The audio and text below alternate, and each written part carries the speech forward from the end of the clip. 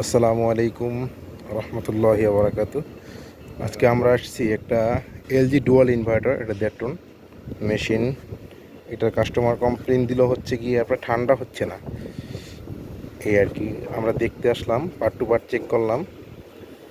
এখন আমরা চেক করে দেখতেছি মেশিনটার ভিতরে গ্যাস নাই, মোটো এক ফোঁটাও গ্যাস নাই। 1 এম্পিয়ার ছিল, আমি অল্প একটু গ্যাস দিয়ে 2 এম্পিয়ার উঠাইছি আর কি। দেখতেছি মানে মালটা কীভাবে রানিং, মানে কম্প্রেসার ঠিক আছে কিনা, গ্যাস টানতেছে কিনা। না, দেখি গ্যাস ঠিক আছে আলহামদুলিল্লাহ। এটা হচ্ছে লিক আছে যে কোনো একটা জায়গায়, এটা আমি চেকিং করতেছি জাস্ট। একটু ভিডিওটা করো ভাইয়া, করে দাও। দেখ দেখ দেখ।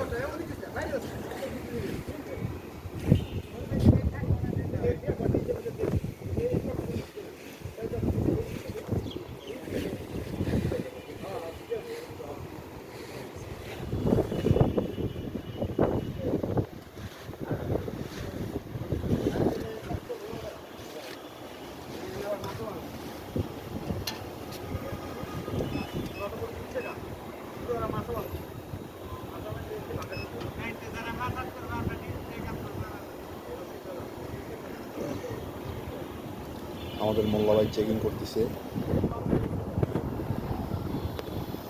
এই যে ভোল্টেজটা দেখে দেখাতে পারতেছি আপনাকে, আউটডোরে আমার সঠিক ভোল্টেজ দিতেছে 220 থাকার কথা, 222 ভোল্ট আছে এখানে। জাস্ট আমার লাইন ওকে, সমস্যা নেই। একটাই সমস্যা পেলাম, এটা হচ্ছে আপনার যে আমার